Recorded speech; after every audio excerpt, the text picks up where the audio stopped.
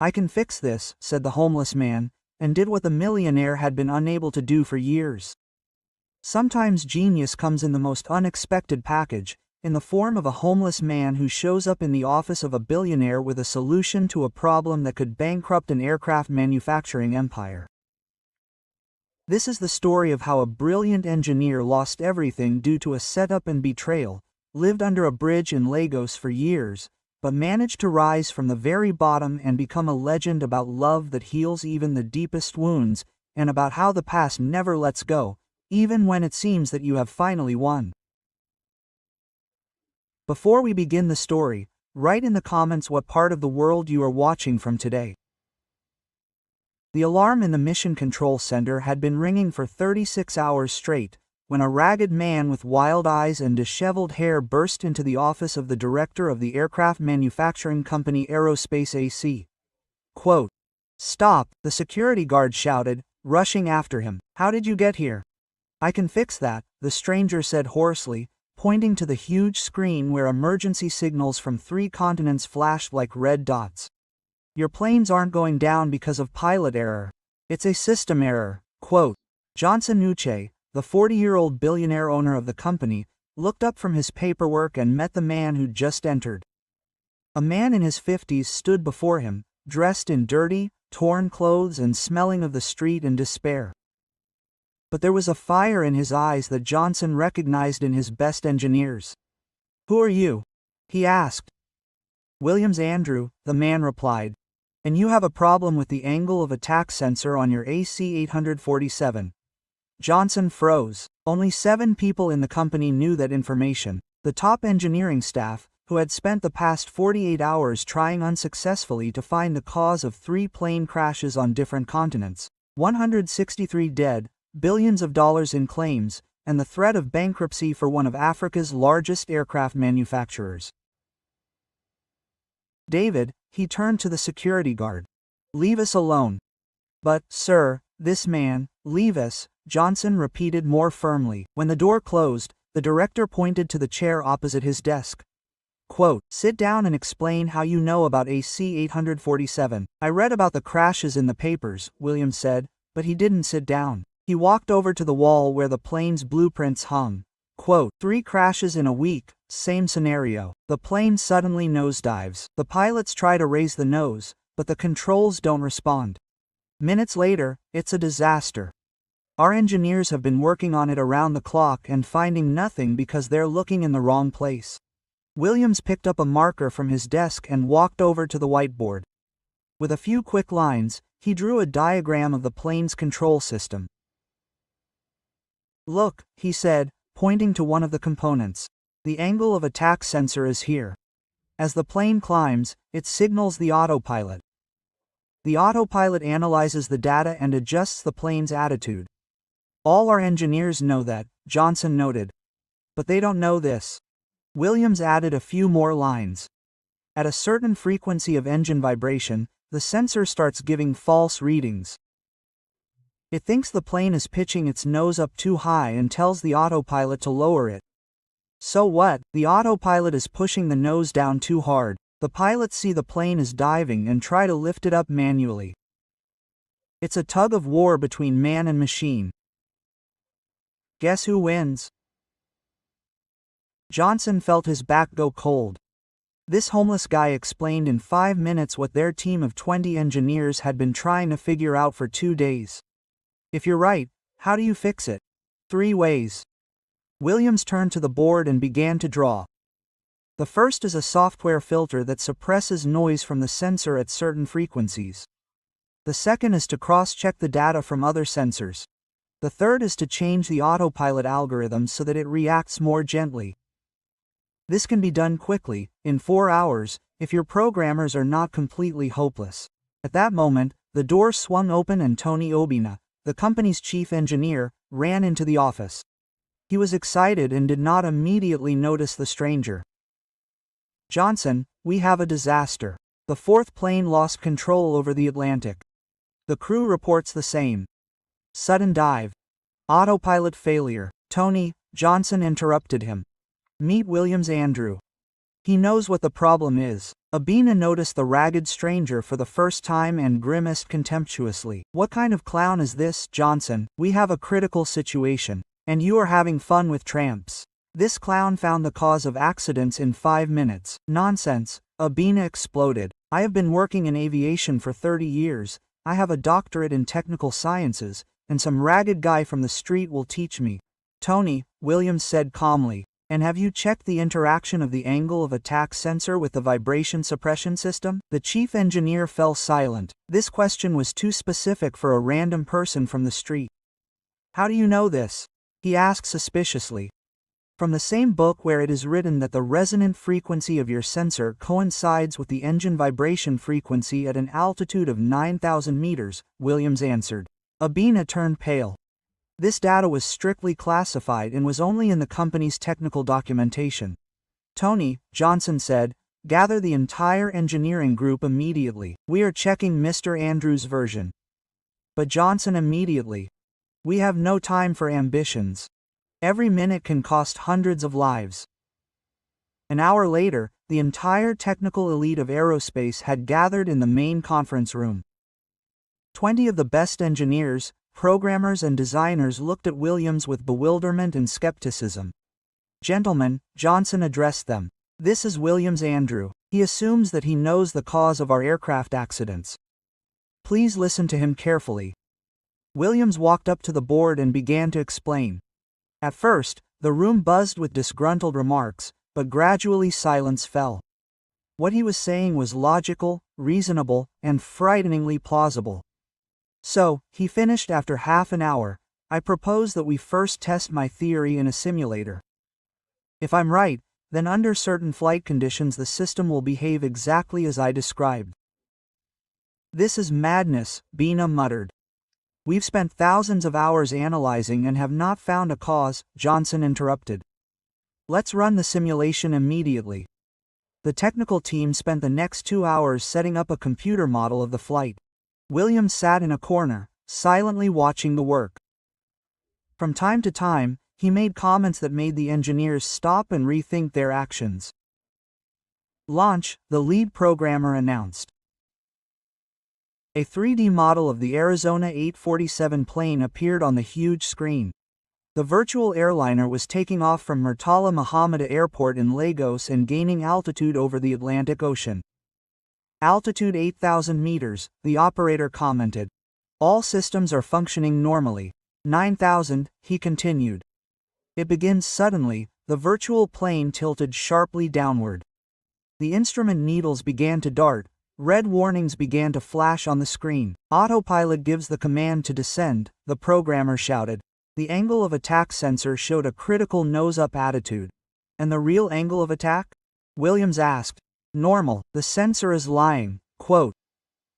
An oppressive silence hung in the room. The simulation continued for another 10 minutes, and ended with the virtual plane crashing. "Oh my God," Johnson whispered. He was right, absolutely right. All eyes turned to Williams, who was sitting calmly in his chair. "We're fixing it now," he said. "We just need to rewrite the autopilot algorithm and add some sensor signal filtering." "How long will it take?" Quote. Johnson asked. 4 hours. "Like I said." "Get started," the director commanded. "The entire resources of the company are at your disposal." Williams spent the next 4 hours working with a team of programmers, dictating changes to the code. His fingers did not touch the keyboard. He kept everything in his head, explaining each line of the algorithm. When the work was finished, a repeat simulation showed a perfect result. The virtual plane flew smoothly at any altitude, and all systems worked stably. "Phenomenal," Johnson said as the audience exploded in applause. "Mr. Andrew, who are you?" Williams smiled wearily. "Just a man who lost everything many years ago, but did not lose his knowledge." Johnson led Williams to his personal office, while the engineers were still discussing the miracle that had happened in the corridors. In a few hours, an unknown homeless man saved the company from bankruptcy and, possibly, prevented dozens of new air crashes. "Have a seat," Johnson suggested, pointing to a soft chair by the panoramic window. "And tell me the truth, who are you really?" Williams sank into the chair and looked for a long time at the lights of the night Lagos outside the window. His eyes showed the weariness of a man who had experienced too much. "My real name is Williams Andrew Jefferson," he began quietly. 15 years ago, I was a leading aircraft designer at Boeing in Seattle. I developed control systems for new models of airplanes. And what happened? My life collapsed in one day, or rather in a few hours.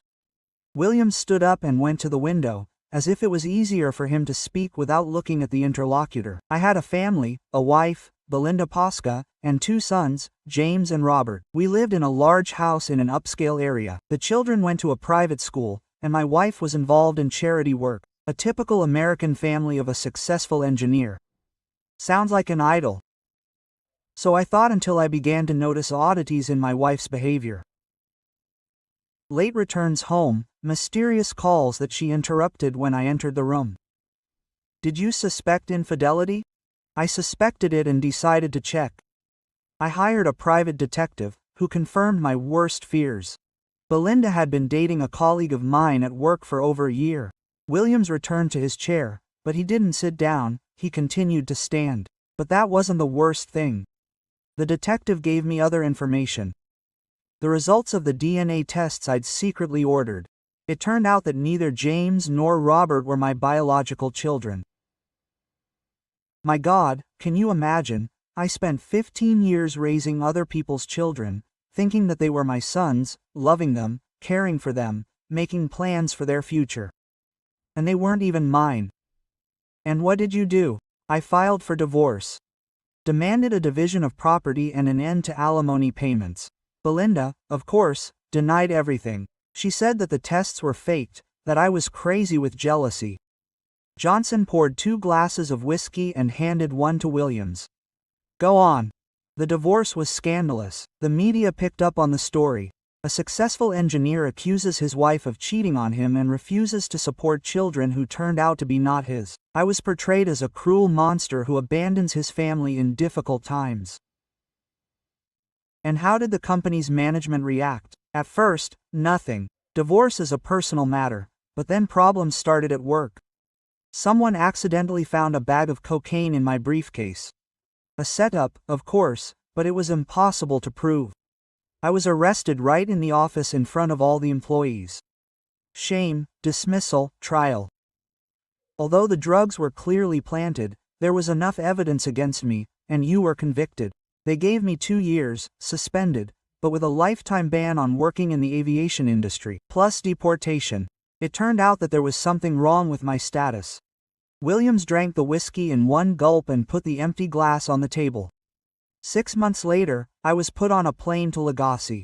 45 years without a family, without a job, without money, without a future.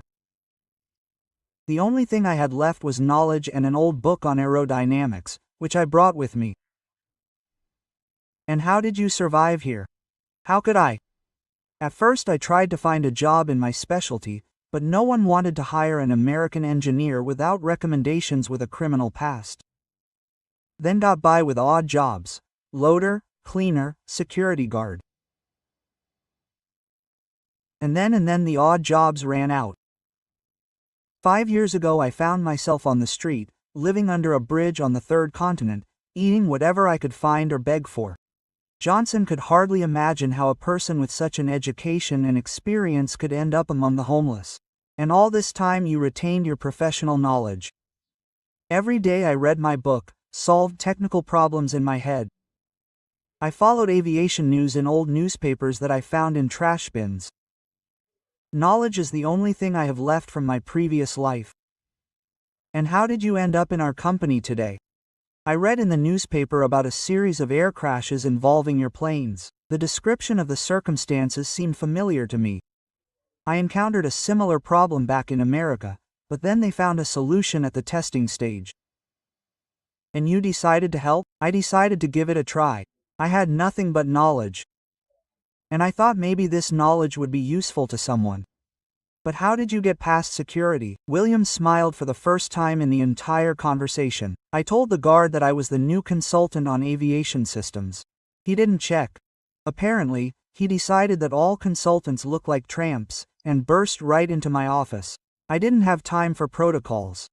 Every minute of delay could cost more lives. Johnson stood up and went to the window, behind which Lagos was gradually falling asleep. Williams, I want to offer you a job. What job? Chief engineer of our company with a salary that matches your qualifications. What about Abina? Abina is a good performer, but not a thinker. In 30 years of work, he has never proposed anything revolutionary, and you did something in one day that could change the entire aviation industry. Johnson, I appreciate the offer, but look at me. Williams pointed to his torn clothes. Who would believe that this ragamuffin can run the engineering department? Tomorrow we will fix your appearance. A nice suit, a hairdresser, new documents. And in a month they will write about you as a genius who came from nowhere. And if I disappoint you, Williams? Johnson said seriously.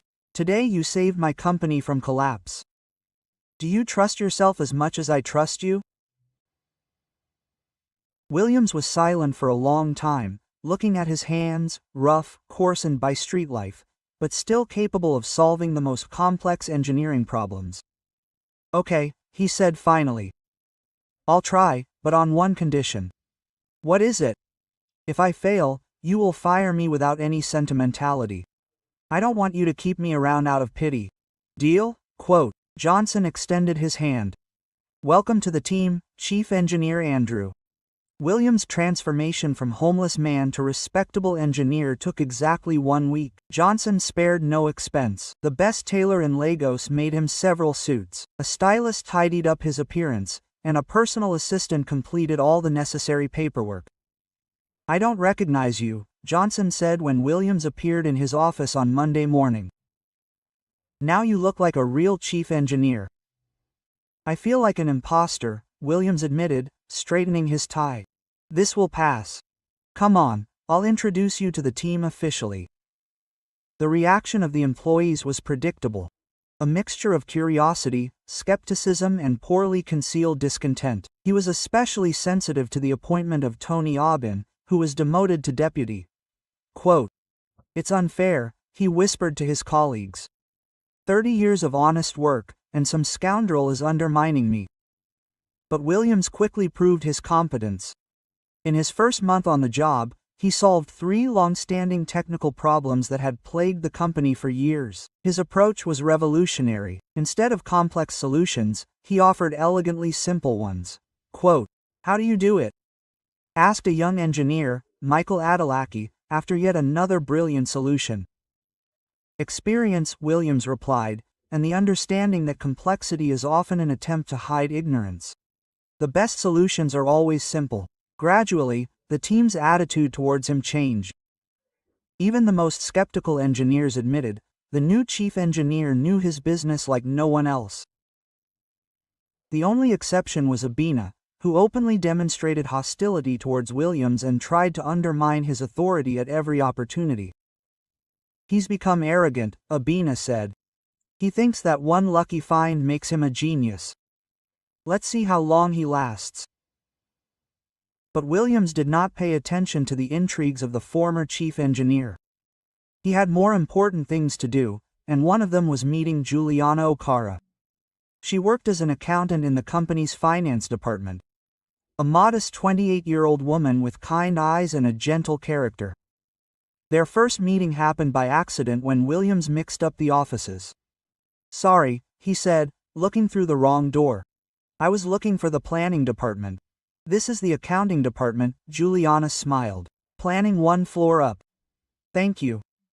He was about to leave, but stopped. Aren't you Juliana? Remember, we met at the presentation of the new project. I remember. You are the same new chief engineer who saved the company from collapse. The same one. And you are the same smart girl who asked the best questions about the project's financing. Juliana blushed from the compliment. It is my job to keep track of the numbers. And you do it very well. Look, they would like to have lunch together. I mean, just talk about work. Okay, she agreed after a short pause. Thus began their regular lunches in a cafe on the first floor of the office building. At first, they really only talked about work, but gradually the conversations became more personal. Quote, "Do you have a family?" Williams asked during one of these lunches. My husband died in a car accident 3 years ago. We did not have children. I am very sorry. And you? It is difficult to explain. Williams was silent. Let's just say that I had a family, but it turned out to be not mine. I don't understand. I'll tell you someday. It's a long and sad story. After a few months, their friendship grew into something more. Williams told Juliana the whole truth about his past, and she listened to him without judgment. "You are a very strong person," she said. "Not everyone could rise from such a fall. I almost couldn't. If it weren't for the incident with your company, I would still be living under a bridge. But you did, and that's the main thing." Their relationship developed slowly and naturally. Williams was afraid to open his heart again after his wife's betrayal, and Juliana was still mourning her dead husband. But gradually they realized that they had found in each other what they were looking for. "Juliana," Williams said one evening when they were walking along the Legacy embankment, "I want to propose to you." "What?" "Marry me." She stopped and looked at him in surprise. "Seriously?" "Absolutely seriously. I know we've only known each other for 6 months and my past is far from perfect, but I love you more than I've ever loved anyone in my life." Quote, "And I love you," she confessed. "But I'm afraid that if something goes wrong, nothing will go wrong." "I promise then." Yes, I'm marrying you." The wedding was set for 2 months later. Johnson insisted on holding it at the best hotel in Lagos and paid for all the expenses himself. "This is my wedding present," he told Williams. "The man who saved my company deserves the most beautiful wedding in town." Johnson is too much. "It's not enough. By the way, I have one more present." He handed Williams the keys to the car and the deed to the house. "A mansion on Bana Island. Consider this an investment in your future." "I can't accept such an expensive gift." "You can. You saved my company and became my best friend. Is that not enough?" Williams didn't know what to say. In 6 months, his life had changed dramatically, from homeless to chief engineer of a prestigious company. From loneliness to love, from despair to hope. Quote, "Thank you," he said simply, "for everything. Thank you for being there." But not everyone in the company was happy about Williams' success. Tony Obina was becoming more and more embittered and envious every day. He could not forgive the fact that some American adventurer had taken his place and received everything he had dreamed of for years. Quote, "He's gone too far," Obina muttered at the bar after work. "He thinks he can do anything, but everyone has a limit," and he began to plan revenge. On the eve of the wedding, Williams was sitting at home alone. Juliana was at a bachelorette party. Around 10 p.m., there was a knock on the door. He opened it and saw 3 men in dark clothes. One was holding a gun. Quote, "Williams Andrew?" asked the man with the scar. A shot interrupted the answer. The bullet hit his arm. Williams fell in pain. Quote, "This is a warning," the shooter said. "Tell the boss." Not everyone likes the way he promotes upstarts. Having lost consciousness, Williams did not see the attackers disappear. In the morning, a gardener found him. In the hospital, doctors fought for his life. "Blood poisoning has set in. The next 24 hours will tell if he survives," the surgeon said. Juliana did not leave the bed, and Johnson called the best specialists and posted security. 3 days later, Williams woke up. "How are you?" "Alive," Juliana sobbed. "Thank God." Johnson suspected Tony Obina. Cameras recorded his meeting with the bandits, and bank records showed a large cash withdrawal. The arrested bandits quickly confessed. "Obina paid 50,000 so that we would scare the American. He said, 'Only wound, do not kill.'" The court sentenced Obina to 20 years in prison. "This is not the end. I will come back and destroy you," he shouted in handcuffs. Williams recovered for 2 months. The wedding took place on Victoria Island with hundreds of guests. Quote, "Do you regret getting involved with me?" he asked Juliana. "Not for a second. You taught me to fight for happiness." A year later, their son Clinton was born. Williams held the child and could not believe it. "He has a real family again. He looks like you," Juliana said. "I hope he gets his mother's character." Life was idyllic. Work, family, a house on Banana Island. In the evenings, they sat on the terrace, watching their son. Happy? Juliana asked. More than ever. Sometimes it seems like a dream. But disturbing rumors came from prison. Abina was planning revenge, corresponding with accomplices. When Clinton turned 3, terrible news arrived. Quote, Abina disappeared, Johnson reported. He was released during a transfer to the hospital. A very professional operation. We need to move urgently, he insisted. I will not run away all my life, Williams objected. Strengthen security, but I will not leave the house. The mansion has become a fortress with cameras and armed guards. Quote, Dad, why is an uncle with a gun always with us? Clinton asked. Protects from bad people. Quote, and why do they want to harm? They envy our happiness. In the evening, on the terrace, Williams thought, happiness always has a price. I thought I already paid in full. We can handle it, Juliana asked. Absolutely. We have each other, a son, a future. That is enough against any enemy. Far away in the city, Abina was planning revenge, unaware that he was being wiretapped. Soon the threat will disappear forever, but that is another story. Yeah,